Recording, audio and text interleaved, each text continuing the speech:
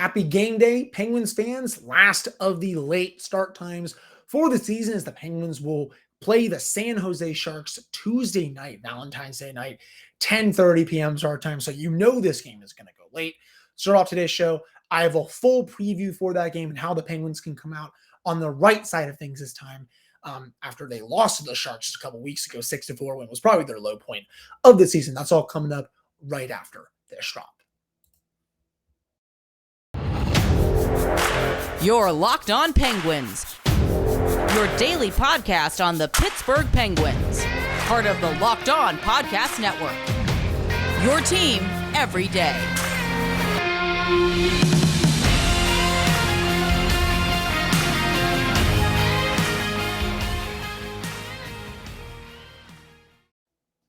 Hello and welcome back to another episode of the Locked On Penguins podcast. I'm, of course, your host, Hunter Hodes. Remember to follow me on Twitter at Hunter Hodes. Follow the show's Twitter at NLS Penguins. And, of course, thank you all so much for making this your first listen of the day. So, final game of the California road trip tonight for the Penguins. They are 1-1 on this road trip win over the Ducks and a loss against the Kings, a blowout loss, I should say, to the Kings. And they will be going up against a Sharks team that they have played a little bit better hockey as of late. This is not going to be an easy game, just like it was not just a couple weeks ago. I kind of was joking about it with JD Young, the host of Locked On Sharks, saying, they probably should be able to win this one. No, Sharks came into Pittsburgh, outplayed them. Casey Smith not give them that good of goaltending. And Penguins, they played with their food and lost. But again, even before that, they took the Carolina Hurricanes to overtime. They probably should have won that game, in my opinion. They come and beat the Penguins just a couple nights after that, coming out of the All-Star break, I should say. They beat the Tampa Bay Lightning in Tampa, who have been one of the hottest teams in the league this year. I don't think enough people are talking about Tampa Bay right now, which is kind of concerning. They are still a machine of a team. Nikita Kucherov's unreal. Brayden Point, Steven Stamkos, Brandon Hagel's having a career year. Andrei Vasilevsky, Victor Hedman. They are still very much a threat to win the Stanley Cup, and no one's really talking about it. They go down there, they beat them in overtime. After that, they lose to the Panthers, but they also went into Washington and crushed the Capitals on Super Bowl Sunday, 4-1. Granted, I understand, excuse me, that the Capitals had a big win over the Boston Bruins on Saturday. That gave the Bruins just their second home regulation loss of the season, somewhere around those numbers. But so they were tired a little bit, but the fact that the Sharks were able to come into DC, fly across the country, come in and beat them down like that was very impressive. They have been beating some of the top teams in the East. So, their record may not be good, but they've been winning some games. And, the Sharks come into this one. Timo Meier on their top line, Tomas Hertl, Nick Bonino. Meier needs no introduction. I would love if the Penguins got him. It's probably a little bit of a long shot right now. I totally understand that. But, man, wouldn't he be fun in the top six? Jason Zucker slides down. Maybe you still have an asset or two to go after a new third-line center. You don't have to give up your first-round pick and a top prospect. You maybe just give up a mid-round pick or something like that. He would be a crap ton of fun. He has been their best player this season. He is going to fetch a lot of the trade deadline. I really hope that he does not go to either the Carolina Hurricanes or the New Jersey Devils. That would absolutely stink. Tomas Hertl, he has also had a strong year. Nick Bonino, obviously needs no introduction for what he did with the Penguins in 2016, 2017. Logan Couture had a massive game against the Penguins just a couple of weeks ago. Remember, 5 points, 2 of those were goals. Alexander Barbashev, he also had a big game, 1 goal, 2 assists. So he's playing on that line. That was the line that really killed the Penguins in that one with Couture and Barbashev. It's funny, Hertl was held off the score sheet, and Timo Meier also held off the score sheet. So if the Penguins do well against that top line again, it's just a matter of shutting down that second line of the Sharks. Oscar Lindblom, Nico Stern, Noah Gregor is their third line. Stephen Lawrence, Kevin Labanc, and then Evgeny Svechnikov for their fourth line. Not too much in terms of value in their bottom six, but Noah Gregor did score in the last one. Honestly, everyone on their second line scored in the last one for the Sharks. So, a big key for me is really shutting down that second line. Defensively, Erik Karlsson with Scott Harrington. Karlsson has been unreal again this season. Well, I shouldn't say again. He's been unreal throughout his career, but he struggled a little bit these last couple of seasons. But right now, he is back to playing some of the finest hockey of his career. I'm going to be really curious to see if this player gets dealt as we get closer to the trade deadline. We're 17 days away now. If my math is right, yeah, we're 17 days. So obviously it'd be a big package. I think the Sharks are going to have to retain some money. Always have to be on high alert for him. He scored in the last matchup. He is, other than outside of Timo Meier, he is this team's best player. Moving down the lineup a little bit, Marc-Edouard Vlasic and Matt Benning. Vlasic, he's not that good anymore, but he also had 2 assists in that game. Benning also had an assist, and then Jacob McDonald and Mario Ferrero. And then goaltending-wise, Capo Kakinen and Aaron Dell. James Reimer is day-to-day. I have to see who is starting for the Sharks in this one. If I can go to their Twitter here and see if they have announced a starting goaltender for this game. I don't think they have just yet, but last I checked, Reimer was day-to-day. Not sure if he's fully coming back tonight, but we'll have to see. Maybe it's Capo Kakinen. Maybe it's probably not going to be Aaron Dell. If Reimer is not able to go, even though he's day-to-day, it's probably going to be Capo Kakinen. But if Reimer's ready, I would suspect that he will be starting in this one. The Penguins actually played Kakinen in the last one. The Penguins, he gave up 4 goals, but he also made some really nice saves in the third period, one of which was on Teddy Bluger, who, he cannot buy a goal to save his life right now. Overall this season, the Penguins, they've won 12 over their last 16 games against Western Conference opponents. They are 14-9 versus the West this season. They're also averaging close to 4 goals per game over the last 5 games following a game where they were shut out. So that is also very big. And again, this is their final game in the Pacific time zone. The Penguins have also won 2 of their last 3 against the Sharks. But in terms of keys for this one, please, for the love of God, shut down that Sharks second line. It absolutely killed them in the last one. Logan Couture, he's still a good player, but he's also not what he once was. So Penguins really have to look to locking down that line. Do what you did also against Sharks top line of Timo Meier and Tomas Hertl. If you can keep them off the score sheet, you'll have a really good chance of winning. It's crazy that they kept both Hertl and Meier off the score sheet last time, and the Sharks still put up 6 goals. That just goes to show how awful the Penguins were defensively and how bad Casey DeSmith was as well. Some of those goals were not DeSmith's fault. Penguins' net front coverage was garbage in that game. I mean, you're leaving, this was late in the first period. Remember, the Penguins go up 2-1 after a couple power play goals. And final 10, 15 seconds. Erik Karlsson, wide open in front of the net, easy tapping. It's like, how are you allowing Erik Karlsson to just set up shop right there? You're about to go up 2-1 into the intermission. What are you doing? That makes no sense. And then even the final goal, it was the one that made it 5-4 with only a few minutes left after the Penguins tied it, I think, thanks to Evgeny Malkin. Another stupid odd man rush situation. You want DeSmith to make that save there, but it's also like, take better care of the puck. The puck management in this one is going to be very crucial. I understand the Sharks are not that good. They're one of the worst teams in the league, but they still have a lot of players, like evidence in the last matchup, that can hurt you. So, you can call this a trap game, if you want, but I call it a game where you have to get 2 points and you have to play better defensively than you did the last time. So, those are my main points in terms of this one. Just, play better in front of your net, play better, stop giving up odd man rushes, especially to teams that are bad. Stop giving up odd man rushes in general. And also making sure you're shutting down their top 6, because I don't think most of their bottom 6 is going to hurt you. And of course, limiting Erik Karlsson is big as well. So if they can get the 2 points tonight, that's going to be big. You get the 4 out of 6 points on the road trip, right, Yins? 6 out of a possible 8 points in your last 4 games.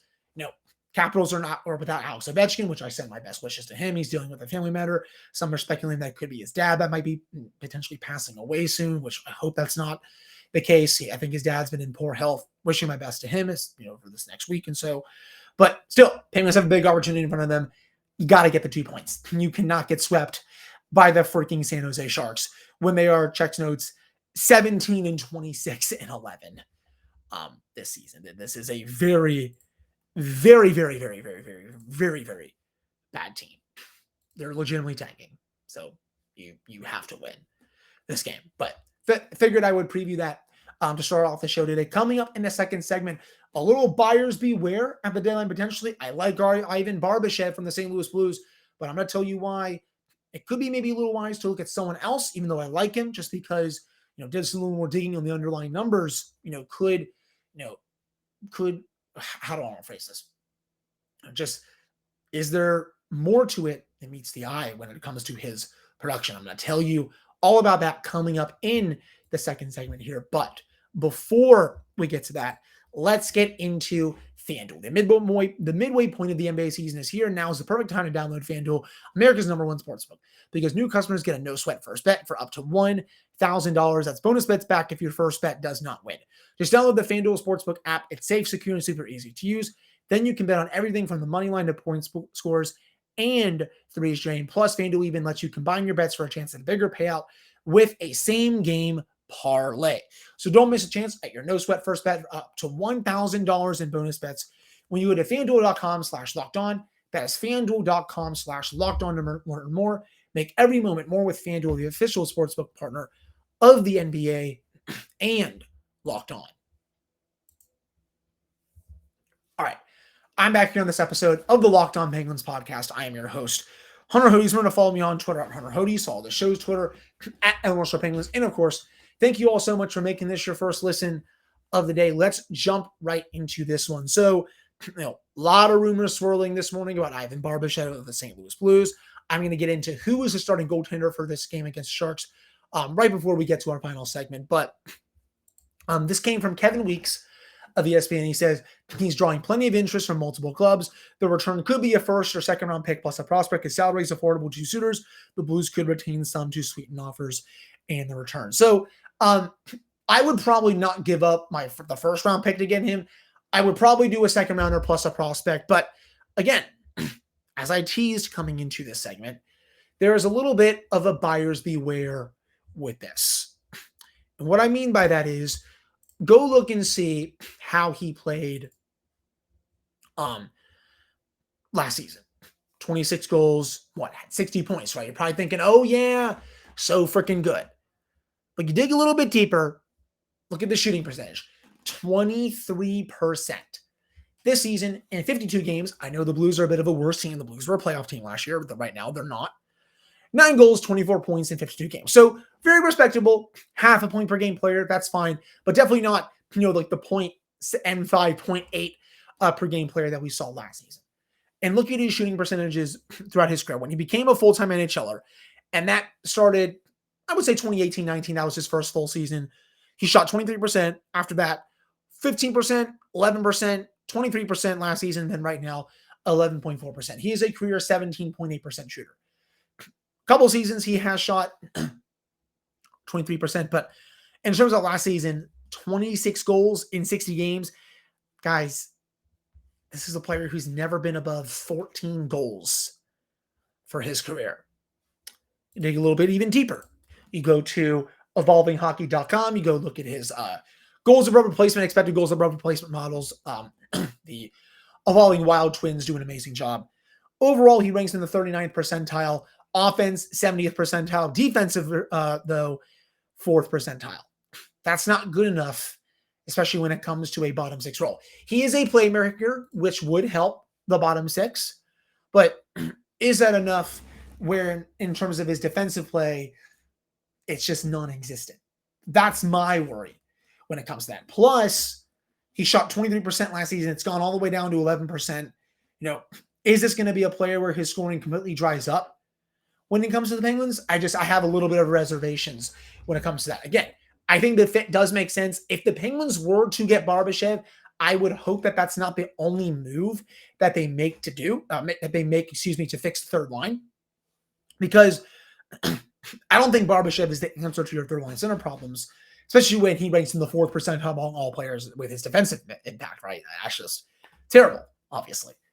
But I would look to get him for maybe a second and a prospect, and then maybe keep the first rounder and some other pieces where you can, go out and get your third line center and just really remake the third line when it comes to that. Maybe you're trading a roster player in that deal to make the money work. The other team's retaining some money as well. But I think if you can remake 2/3 of the third line going into really the home stretch of the season, that would be massive for this team. It really would be. I don't think you can sit here and say one move for the third line is really going to just make an improve out of nowhere. Even if you get a third line center, Carter's still moving to wing, you have that problem. And then you probably have another winger on there like Brock McGinn, or one of Brock McGinn and Chris Berry-Cabin or something like that. That's just one move is not going to do it. I think you have to do two moves to that line.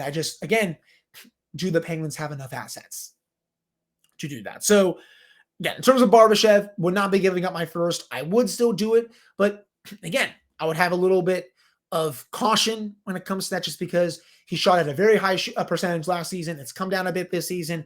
Maybe playing with better line mates would help, but also really wouldn't, because he'd be playing with Jeff Carter, who Mike Sullivan is not going to take out of this lineup. The bigger question with Carter will be what happens to him over the summer. That's, I think, the bigger question. Can they get something for him then? Because he's not going to come out of the lineup this season. I know all of you want him out of the lineup. I have said that as well.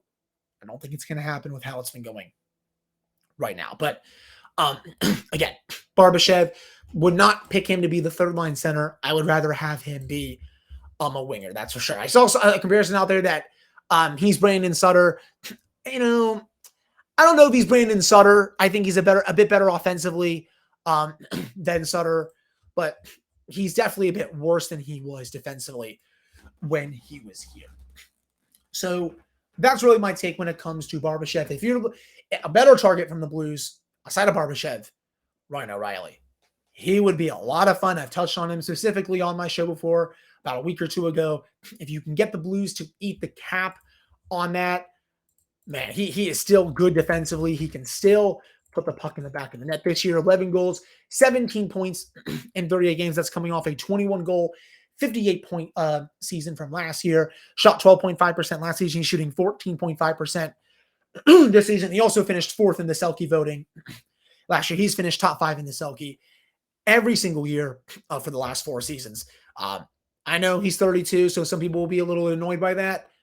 He makes a lot of sense as this team's third line center. I would be paying up a good chunk of assets to be going and getting Ryan O'Reilly. He would make this team a lot better defensively, and he can put the puck in the back of the net. And he's also a solid playmaker. Maybe they can shoot a deal for both of them, but also that's double the assets, and I don't really know if the Penguins have the full arsenal of assets. I don't think they can pull off what they did when they got Nick Bukestad and Jared McCann. Remember, from the, just from a few years ago where they got both of them in a deal. So no, that was obviously from the Florida Panthers at that time. I almost blanked on which team that was, because McCann, I think, played for Vancouver. Then I was remembering, I was like, wait, Nick Bukestad was never on the Canucks. So no, that was from the Panthers.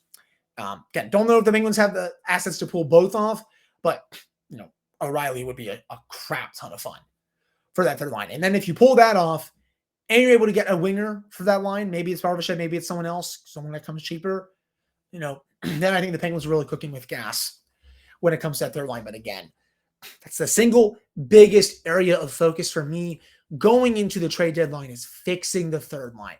You cannot go into the home stretch of the season with the third line you have right now. It is total freaking crap. I feel like I'm on repeat mode. It's bad. You're not getting any production from anyone. I don't care that Jeff Carter and Kasperi Kapanen scored against the Ducks. Blind squirrel finds nut. Cool. Brock McGinn hasn't scored, I think, in 6 weeks now. Hasn't seen his shadow since then, basically, too. So those are my thoughts on the latest on Barbashev, and then a potential suitor for Ryan O'Reilly if the Penguins want to go down that road. Coming up to end the show, who is starting in goal tonight for the Penguins? I'm going to have your answer right around the corner here, and we're going to dig into Josh Yohe's article from The Athletic and who he's hearing about some tradable assets for the Penguins going into the trade deadline. But before we get to that, our next partner has a product I use literally every day. I started taking Athletic Greens because I didn't have time in the morning to work out. I still wanted better gut health, and I wanted a supplement that actually tastes great. So what is this stuff? With one delicious scoop of Athletic Greens, you're absorbing 75 high-quality vitamins, minerals, whole food source superfoods, and probiotics to help you start your day right. The special blend of ingredients supports your gut health, your nervous system, your immune system, your energy, recovery, focus, and aging.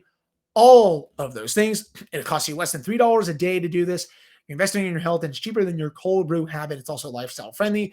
Whether you eat keto, vegan, dairy-free, or gluten-free, it also contains less than 1 gram of sugar, and it has over 7,000 5-star reviews on Google. Right now, it's time to reclaim your health and arm your immune system with convenient daily nutrition. It's just 1 scoop in a cup of water every day. That's it. There's no need for a million different pills and supplements to look out for your health. Excuse me. To make it easy, Athletic Greens is going to give you a free 1-year supply of immune-supporting vitamin D and 5 free travel packs with your first purchase. All you have to do is visit athleticgreens.com/NHL Network. Again, that's athleticgreens.com/NHL Network to take ownership over your health and pick up the ultimate daily nutritional insurance. All right, we're back in this episode of the Locked On Penguins podcast. I am your host, Hunter Hodes. Remember to follow me on Twitter at Hunter Hodes. Follow the show's Twitter at @LRSPenguins. And of course, thank you all so much for making this your first listen of the day. So, Mike Sullivan announced who the Penguins starting goaltender was for this game against the Sharks. And drum roll, please. Casey DeSmith. I know it's not the goaltender that a lot of you probably would want to start this game, but they have deemed that Tristan Jarry is not ready to start. I think all this means is that he's going to get an extra practice day or two. They're going to fly back from California, I would assume tomorrow. Maybe they practice, maybe they don't. Definitely have another full practice on Thursday. Would assume he would start one of the 2 games this weekend against the Islanders or the Devils. You can start him against either one. Maybe you start him against the Islanders, try to get the 2 points there. Then you put DeSmith in against Devils. But, I think they're just being really cautious, especially after what Frank Saravalli reported on Monday, where he said that he has a chronic hip issue that's kind of causing some of these injuries. I think they just want to make sure that he is 110% healthy. It's fine. You can win a game against the Sharks with Casey DeSmith in net. You just beat the Ducks with him in net. I know they lost against the Sharks with DeSmith in net the last time, and he didn't play that well. But he's had a couple of days off here. Hopefully, he can have a good start. So that's why you probably didn't see Dustin Tokarski sent down and Jarry active from injured reserve. He was on the ice on the morning skate, but they have deemed him not ready to play. Again, I'm sure he'll be ready to go by this weekend, but that's the latest I have for you all when it comes to Tristan Jarry. Now, Josh Yohe dropped his article on The Athletic today when it comes to the players who are most likely to be traded at the deadline. It's his annual one, his most likely to be traded list. Obviously, the untouchables are the core players. He also includes Brian Rust and Rickard Rakell. While the unlikely, he has Jeff Carter, Marcus Pettersson, Jeff Petrie, Brian Dumoulin, all that stuff. And then if you scroll down a little bit to the hockey trade division, so he actually does have Jan Rutta there. He has a great explanation. He's perfectly serviceable, a notch above Rudo and Friedman, but did the Penguins really need to sign him? Wanting that $2.75 million had been better spent on the bottom 6 forwards. And then he has to crush all of our hearts by saying, imagine what the Penguins could have done with their bottom 6 if they never signed Rutta and Kapanen. Thinking about that right now, what's 3.2 plus 2.75? Almost $6 million. Imagine what the Penguins, so even if you don't have Jan Rutta in there right now, you have the defense that you have currently, Dumoulin, Letang, Pettersson, Petrie, Joseph, and Ruedel. You take Kapanen out there, you would have had $6 extra million almost to spend. That's, what did Nino Niederreiter just get? $4 million. Evan Rodriguez, that's $2 million, basically. Imagine what Nino Niederreiter and Evan Rodriguez will be doing in this bottom 6 right now, instead of Brock McGinn, Kasperi Kapanen, and Jeff Carter. Because Niederreiter didn't sign for that much. Again, it was right around $4 million. Rodriguez makes $2 in Colorado. Penguins easily could have done that if they had better management over the summer. He does include POJ and Ty Smith, but I don't really see any of them getting traded. Then he also does include Teddy Bluger. He says, given his track record as a good fourth line center, I do think teams will be interested in services. The Penguins also have a built-in replacement for him with Ryan Poehling, who isn't as good defensively as Bluger, but is a bigger, faster, and younger. I have liked how Poehling has been playing since he's come back. I think he's had a nice burst of speed in multiple games. He's also had a goal. I think his goal came against the Sharks, I should say. He's been playing a lot better, whether it's 5-on-5 or on the PK. I've really liked him on the fourth line. And Josh is right. He is a built-in fourth line center. I don't really think the Penguins would be missing much if they did include Blueger deal. I think it's honestly, if they do make a trade, I would not be surprised at all if he is in there. And then he has the sure why not division. Brock Begin, he's been invisible for about 6 weeks now. He has been told that the Penguins will be willing to unload him. And if they do, that's just, if you get the out of under the full contract, that's great. But man, just what a waste of a contract that was, because this is only year 2 of that deal. You still got 2 more years left at $2.75 million. Jeez. Does include DeSmith, but I don't think he's going to get traded. He said Danton Heinen, he's available if the Penguins want to trade him. We'll have to see. Maybe the team thinks they can squeak some more value out of him, but I think he could potentially stay. He has a blockbuster division in terms of Jake Ensel, but let's be real here. Jake Ensel's not getting traded. You can stamp my authority on that one. And then the final one he has here, outside of the draft pick division, the most likely to be traded, he has Kasperi Kapanen. And he writes, it's not working out. This is the player who they would prefer to trade. The contract they gave him was just ridiculous. If they were to float a high draft pick or a prospect for a significant player, the team making the deal with the Penguins would probably be asked to take on Kapanen. He even says he has talent. Unfortunately, he also has a track record for being inconsistent and has another deal left on the deal. He says if the Penguins want to make themselves better at the deadline, this is the most likely player to depart. Again, are any of you surprised by this with Josh's reporting? No. I'm not. It was a ridiculous move by Hextall to sign him over the summer. I had some people come on my, on the YouTube page and DM me saying, I think he's going to surprise you. And I said, okay, I'm glad to be proven wrong. I don't think I have so far, to say the least. He's just a maddeningly inconsistent player. I think he'd be a great fit on another team. And, that would be great to clear off that full $3.2 million cap hit off the payroll going into next season for the rest of the season. It's just not working out. I know, he thinks the role of Pittsburgh Kapanen, that is, he's gotten emotional numerous times when it comes to this team and what it means for him to play here, but it's just not working out. And, I would not be surprised. It would not shock me at all. Heck, I would even say it's probably likely that he's traded if the Penguins do make a trade. Brock McGinn, I think you can throw in there as well. Teddy Blueger, your first round pick, your second round pick. He probably doesn't want to move the first round pick, Ron Hextall, that is, but Josh has also just reported, I don't think it's out of play at all. He said not if the Penguins are playing better in the next few weeks and not if a player is available to them that could turn them into a true contender, like a Timo Meier, like a Ryan O'Reilly, something like that. So that's all from Josh's reporting from this morning with the deadline 17 days away. It's going to be a lot of fun here. I'm really excited to see what this team does. If anything, 2.5 weeks. They have a lot of very important games here coming up. Has to start tonight with a win against a lowly Sharks team. I remember I said coming into this road trip after they beat Colorado, and they probably should not have won that game, I said 4 out of 6 points minimum. You have to beat at least 2 of those bad teams. You lost to the Kings, that's whatever. The Kings just blew out the Sabres on Monday night. They're playing very good hockey right now. But if you can beat the Ducks and the Sharks, 2 teams who you are expected to beat, going into that game against Long Island on Friday, the Penguins will be in pretty good shape with a 6 out of a possible 8 points in this last week of play. So again, thank you all so much for listening. I really appreciate it. I'll have another episode for you all on Wednesday as we will fully recap that game against the Sharks, 10:30 p.m. start time. Hopefully, a lot of you will be up to watch it. If not, totally understandable, because also, some people get up 6, 7 a.m. on Wednesdays. Very understandable if you don't want to stay up till checks notes 1 to 1:30 a.m. watching this. I will, because I don't start work on Wednesday until 11, so I can still get decent sleep. But for those that can't, I totally understand. But again, thank you so much for listening. I'll be back with another episode for you all on Wednesday. Have a great rest of your Tuesday. Happy Valentine's Day. Spoil your loved ones with something Penguins related. You'll thank me later.